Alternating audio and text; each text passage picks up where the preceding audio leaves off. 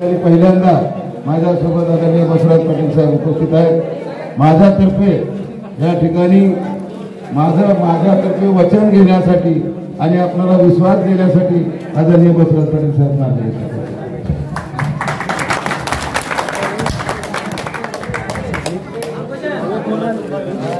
बच्चों शांत बसतो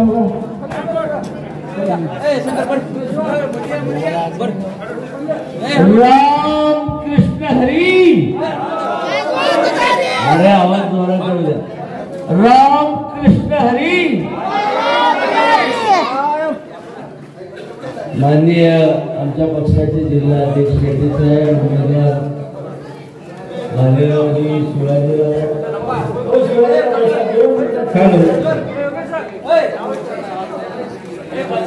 तुमच्या आणि गावकरी बंधू आणि भगिनी सत्कार होऊया। मत जेवढे द्या।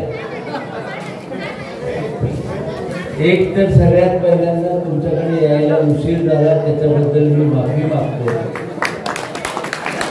आणि एवढा उशीर होऊन सुद्धा भालेराव साहेब तुमच्या स्वागतासाठी ही मंडळी एवढ्या उत्साहाने उपस्थित राहिली त्याच्याबद्दल तुमचं सगळ्यांचं मनपूर्वक अभिनंदन करतो। रावणगाव मध्ये जरा राहू द्या इकडे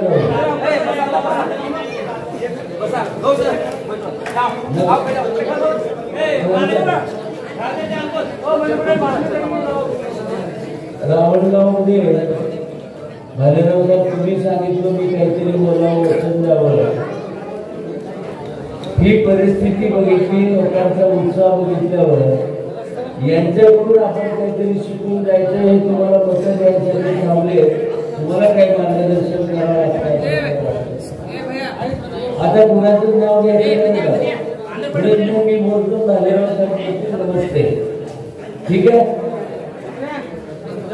आज भालेराव साहेबांना काँग्रेस पक्षाचे राष्ट्रीय अध्यक्ष खरगे साहेब लातूरला आले त्याच्यामुळे आम्ही देशमुख वगैरे त्यांनी करता जिल्ह्यातल्या सगळ्यांच्या उमेदवाराला बोलवलं होतं। माईकवाला शिट्टी वाजवली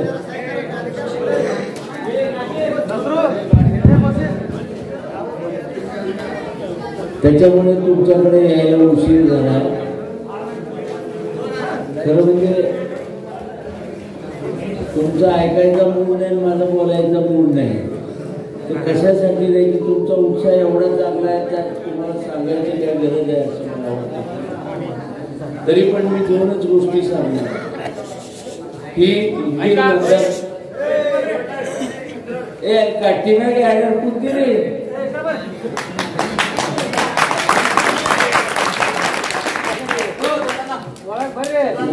उदगीर मतदारसंघाची निवडणूक इमानदारी विरुद्ध बेईमानी या दोन्हीची निवडणूक। उदगीर मतदारसंघाची निवडणूक नीतिमत्ता विरुद्ध अनीती अशी ही निवडणूक। हे मी का म्हणायला लागलो मागच्या निवडणुकीत तुमच्याच गावामध्ये शिवाजीराव आपण बनसोडेला घेऊन आलो। आता बनसोडे आला आम्ही सोडलो नाही बनसोडे आम्हाला सोडून गेले। बनसोडे आम्हाला का सोडून गेले? शरद पवार बैमान झाले लोकांना म्हणून बनसोडे सोडून गेले। बनसोडेला तिकीट दिले आमदार केले मंत्री केले याच्यापेक्षा आणखी मोठं काही करायचं होतं म्हणून गेले। बरं गेले ते गेले कुणासोबत गेले? जातीवादी म्हणून ज्याला आयुष्यभर शिव्या दिलो भारतीय घटनेच्या विरोधामध्ये वागतात म्हणून त्यांच्या विरोधात शिव्या दिलो त्यांच्याबरोबर बनसोडे साहेब गेले। म्हणून नीती विरुद्ध अनीती मी एवढ्यासाठीच म्हणतो की आपण कशाच्या आधारे आपली लोकशाही टिकू नये। आपली लोकशाही टिकू नये ती भारतीय संविधानावर टिकू नये। माझी विनंती आहे तुम्हाला संविधान आम्हाला काय सांगतं? सर्व धर्म समभाव सांगतं आणि भारतामध्ये आपण जगताना आपल्या घटनेने स्वीकारलेलं पहिलं वाक्य काय? सर्व धर्म समभाव। आज आम्ही बनसोड्याच्या विरोधात का बोलतो? बनसोडे कुणाकडे जाऊन बसले? हिंदू मुस्लिम जात मानणाऱ्याच्या खांद्याला खांदा लावून बसले. आम्ही आयुष्यभर कशासाठी वाढलो? की भ्रष्ट लोकांच्या बाजूला जायचं नाही म्हणून आपण वाढलो. आणि याच पंतप्रधानांनी सांगितलं होतं की अजितदादा राष्ट्रवादीची सगळी मंडळी चोर आहे, भ्रष्ट आहे. हे पंतप्रधानांनी सांगितलं लोकसभेच्या निवडणुकीत 10व्या दिवशी. दादाला ईडीची नोटीस आली, दादा तिकडे गेले, बनसोडे तिकडे गेले. बनसोडेंच्या सोबत मी होतो. लातूरून इथं पार्सल आपण आणलं. त्यावेळेस आपली बरीच माणसं म्हणली हे वालेगाव आपल्या तालुक्यातलं आहे, कशाला बाहेरचं. पण गळा फुटेपर्यंत आम्ही सांगितलं चांगला आहे, गोरं गोमटा आहे, काम करावं म्हणून आपण आणलं. आणि आमचा प्रामाणिक हेतू होता. आज सुद्धा आम्ही व्यक्तीसाठी प्रचारात कधीच गेलो नाही. मला काही त्या सत्तेच्या मागे जाता येत नव्हतं का? पण आमच्या आयुष्यात कधी गुत्तेदारी करून माहित नाही, दलाली करून माहित नाही का विचारासाठी चालणारी माणसं. मी हे सांगत होतो की आपण सर्वधर्म समभाव बांधतो. मी आज जाहीरपणाने महादेवाच्या मंदिरावर बसून सांगतो की मी लिंगायत आहे. माझा लिंगायत धर्म, माझा बसवेश्वर काय सांगतात? तुम्हाला तुमच्या धर्माचा अभिमान असावा, पण दुसऱ्या धर्माचा अपमान करू नका, त्याच्याबद्दल. महात्मा गौतम बुद्ध काय सांगतात? बौद्ध धर्मीय तुम्ही वाचा, दुसऱ्या धर्माचा आदर करायचा. कुराण शरीफ जर तुम्ही वाचलं असेल, आता कुराण हिंदीमध्ये आहे, मराठीमध्ये आहे. कुराण शरीफ वाचलाय मी. तुम्ही गीता वाचा, रामायण वाचा. कोणत्याही धर्मग्रंथामध्ये दुसऱ्या धर्माचा आदर करायला सांगितलं.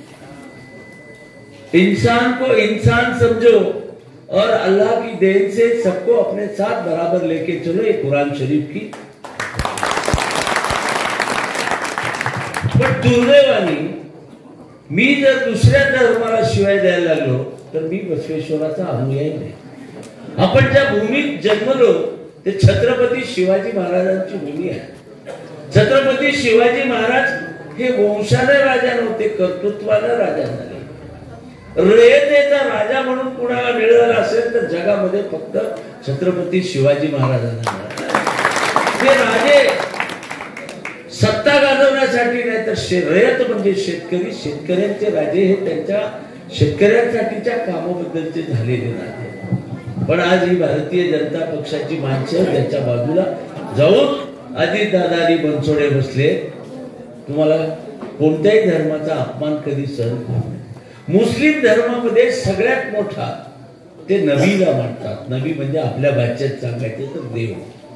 एखाद्या दुसऱ्या धर्माच्या माणसानं आपल्या बसवेश्वरला शिवाय दिलं, शिवाजी महाराजाला शिवाय दिलं किंवा महादेवाला शिवाय दिलं, तुम्हाला आवडणार आहे का? कुणालाही आवडत नाही. पण त्यांच्या जगातल्या सगळ्यात मोठ्या नबीबद्दल एक माणूस शिवी देतो, अभद्र शब्द बोलतो आणि त्या बोललेल्या महाराजाच्या केसाला धक्का जरी लागला तर मी बघून घेतो म्हणून दुर्दैवाने या महाराष्ट्राचा मुख्यमंत्री म्हणतो. आणि त्या मुख्यमंत्र्याच्या बाजूला जाऊन आमचा मंत्री बसतो, त्याचा निषेध सुद्धा करत नाही. याचा आम्हाला राग. आरक्षण मागण्याचा सगळ्याला अधिकार आहे. मराठा समाजाच्या तरुणांनी आरक्षण मागितलं, काहीही चुकलं नाही. 4 गरीब श्रीमंत मराठे असतील, पण शेतात घाम गाळून आणखीन उपाशी पोटी असणारा मराठा आजही महाराष्ट्रात. त्या मागणाऱ्या तरुण मंडळीच्या मेळाव्यामध्ये त्यांनी मागणी केली, तिथे एसआरटी लावा, लाठीमार केला. त्यावेळेस आमचा बनसोडे टाळ्या टेबल वाजवला. इथं आम्हाला लाज वाटली. तुमच्या गावातली काय मराठी मंडळी असतील तर मी जाऊन, मी तुम्हाला पाहिजे तर मी पुरावा देतो. आज तुम्ही त्यांचं वाजवत बसला तर पुढच्या पिढीचं तुम्ही नुकसान. लिंगायत समाजाचा महाराष्ट्रातल्या सगळ्या लिंगायतांनी कराडला आंदोलन केलं, उपोषणाला बसले. त्यावेळेस देवेंद्र फडणवीस तिथं आले होते. आदरणीय यशवंतरावजी चव्हाण यांच्या समाधीच्या बाजूला बसून आंदोलन चालू होतं. देवेंद्र फडणवीस आले. मी जर महाराष्ट्राचा मुख्यमंत्री झालो तर सगळ्यात पहिल्यांदा काय करतो, पहिल्या कॅबिनेट मध्ये लिंगायत समाजाला आरक्षण देतो म्हणले. अद्याप दिले नाही. एकदा मुख्यमंत्री, दोनदा उपमुख्यमंत्री झाले, अद्याप दिले नाही. कोपऱ्यात लावलेलं गुळ आणखीन पर्यंत आलंच नाही. येणार कधी दळबद्री माणसं आहे. म्हणून मी नीती विरुद्ध अनिती एवढ्यासाठी म्हणलं की ही खोटी माणसं आहे. MIDC झाली म्हणून बॅनर लावले, पण MIDC नाही आमची बेकार आहे. अरे आपल्या देवणी जातीच्या वळूचं संशोधन केंद्र एकतर देवणीला व्हावं नाहीतर उदगीरला व्हावं. भारतामध्ये 36 वेळेस कॅटल शो झाला पशु प्रदर्शन, 33 वेळेस देवणीचा पहिला आला. ते कॅटल संशोधन केंद्र कुठे गेलं? परळीला गेलं. आमचा बनसोडे कधी बोलला नाही. तुम्ही स्वतःला विकास पुरुष म्हणता. विकास कसा असतो? सोयाबीन पिकवणाऱ्या शेतकऱ्याच्या कामाचा पैसा जर तुम्ही मिळवून दिला असता तर तो विकास झाला असता. तुम्ही विम्याचे पैसे इथल्या लोकांना मिळाले नाही त्याच्याबद्दल विधानसभेमध्ये बोलला असता तर तो विकास झाला असता. पण विकास कोणता? ज्याच्यामध्ये हप्ते मिळतात, काय पर्सेंटेज म्हणतात, टक्केवारी मिळतात, ते विकास. आणि ते भालेरावनी मंजूर केलेल्या कामावरचे टक्के घेतले आणि मी विकास पुरुषांनी सांगतात हे सगळ्यात. अरे टक्केवारीचं सगळ्यात चांगलं उदाहरण रावणगाव आलेला दुसरं सांगायची गरजच नाही. जून महिन्यामध्ये झालेला रस्ता जुलै पर्यंत टिकला नाही. 6.5 कोटीचा हा रस्ता आहे तुमचा.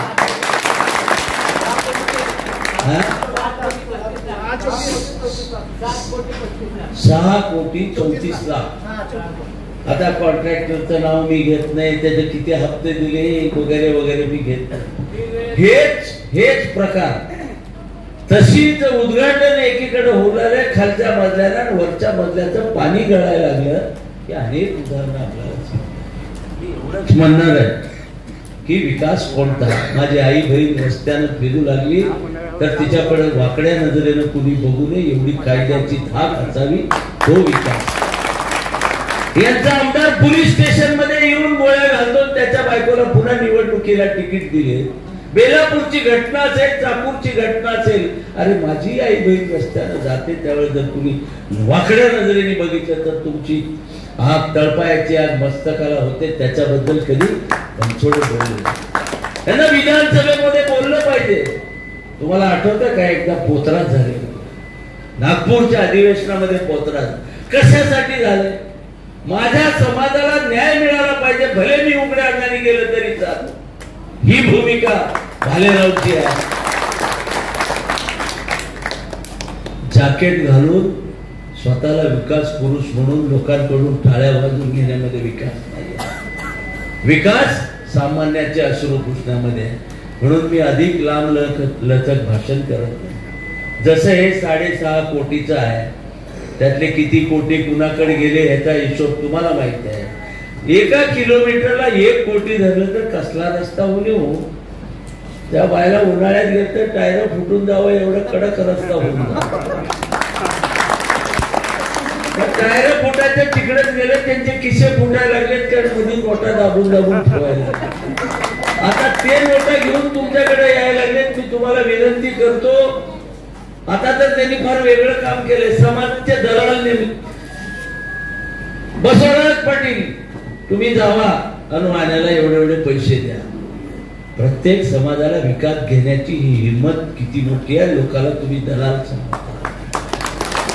आता कोणता बसवराज पाटील मी तुम्हाला सांगत नाही, सगळ्याच्या घरी एक बसवराज. आणि तुमच्या गावात कोणता बसवराज येऊन झालाय मलाही माहित आहे, तुम्हालाही माहित आहे. बरोबर आहे का नाही पाटील? म्हणून ही सगळी मंडळी सगळ्यात सोडलीत त्यांनी. म्हणजे तिथे भांडण लावायचं काम त्यांनी केलंय. म्हणून अधिक वेळ न घेता मी तुम्हाला एवढीच करणार आहे, प्रामाणिकपणाच्या बाजूनी आपण राहू. शरद पवार साहेबांनी जो विचार वाढवला, सगळ्याला घेऊन चालायचं ठरवलं. काँग्रेस, राष्ट्रवादी आणि उद्धव ठाकरे साहेब या विचारावर राहावा एवढीच विनंती करतो.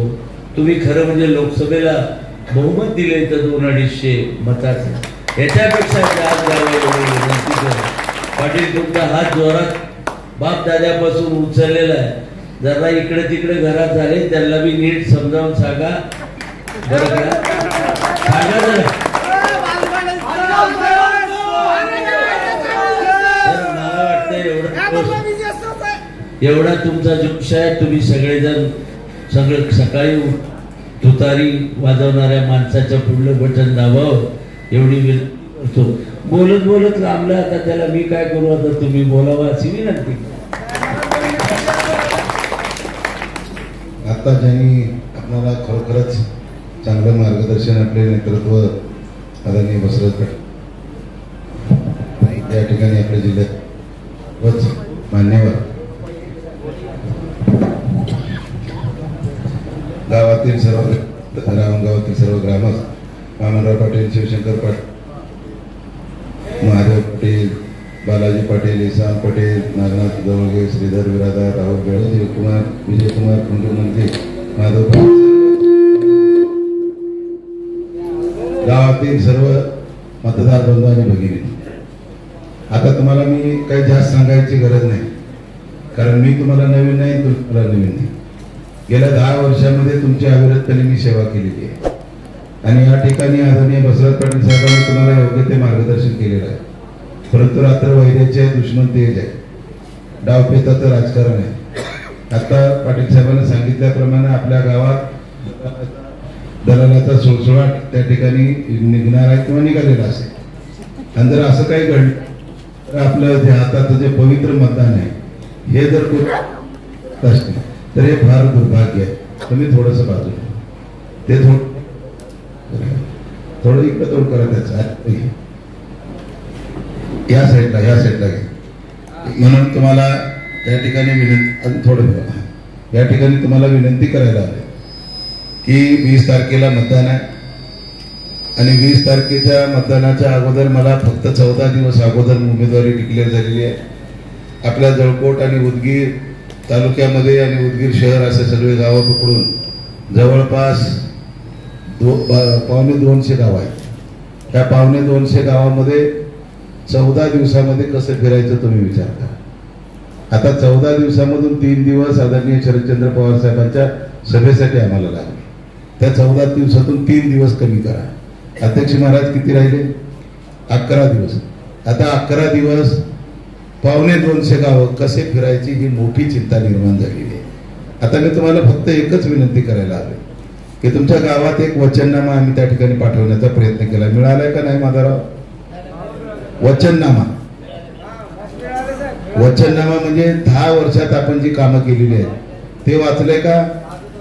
हा, तर जे वाचलं नसेल तर त्यांना देण्याचा प्रयत्न करा.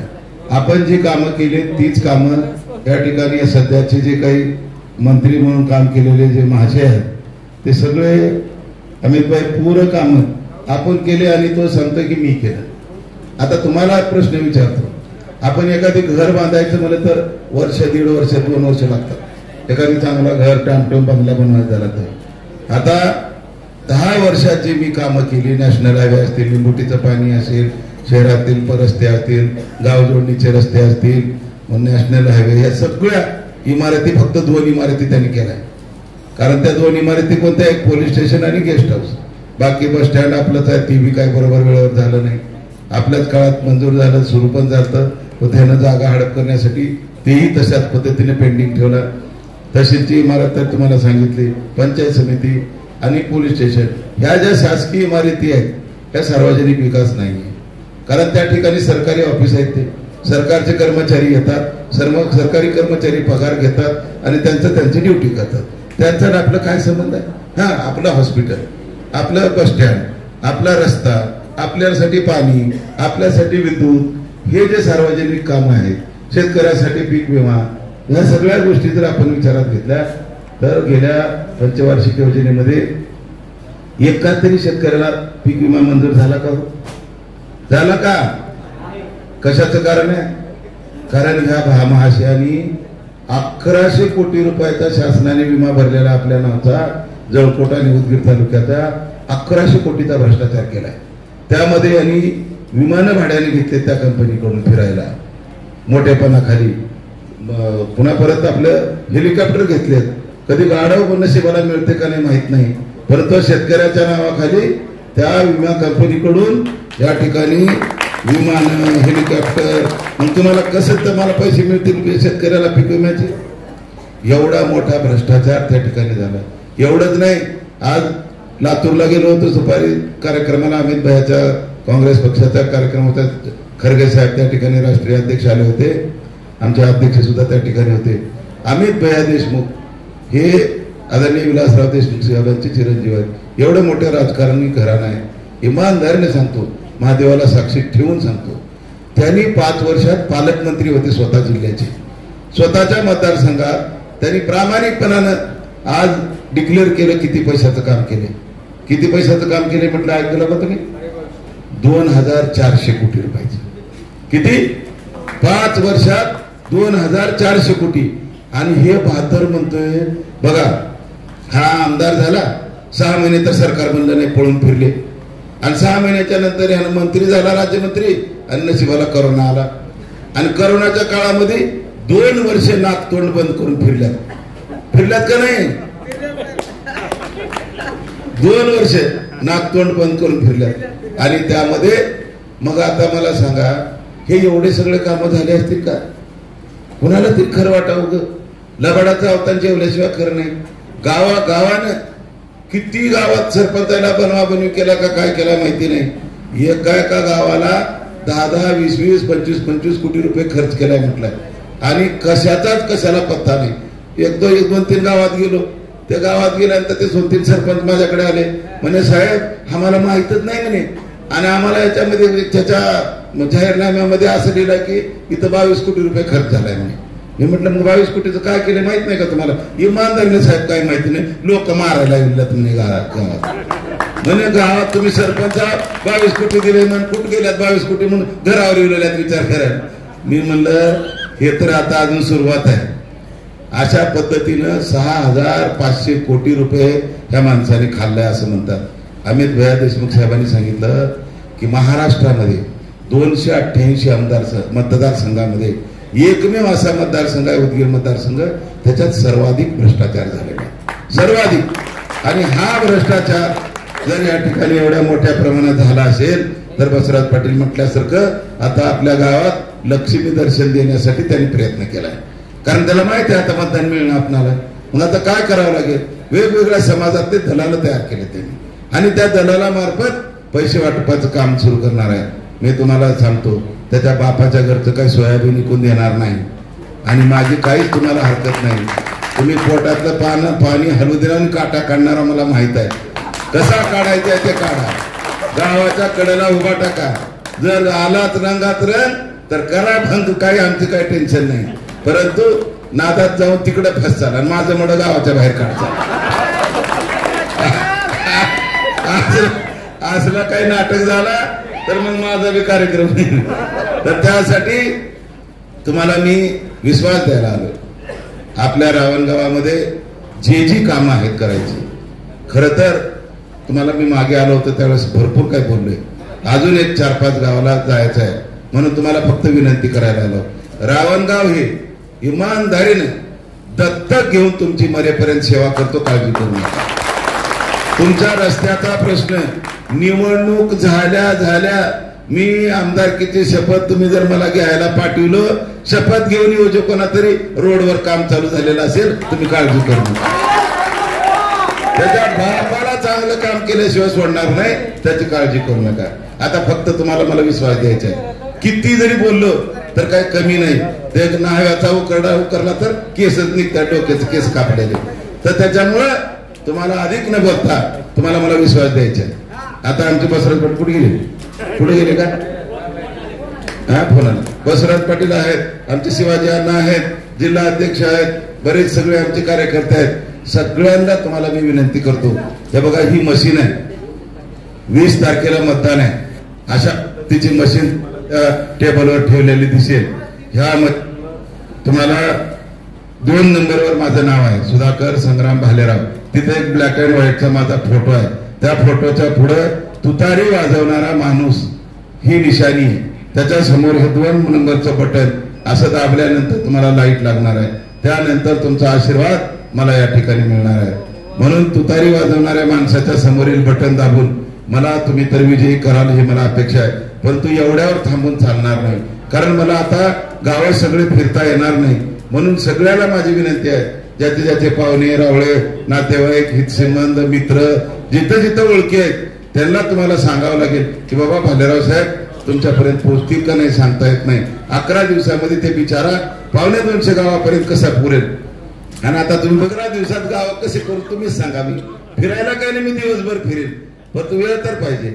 आणि त्याच्यामुळं हात जोडून विनंती करतो आपले मित्र नातेवाईक हितसंबंध जिथं जिथं तुमचे काही फोनवर कॉन्टॅक्ट होतील मतदारसंघातल्या लोकांना त्यांना विनंती करा की सुधाकर भालेरावची निशाणी 2 नंबरवर आहे.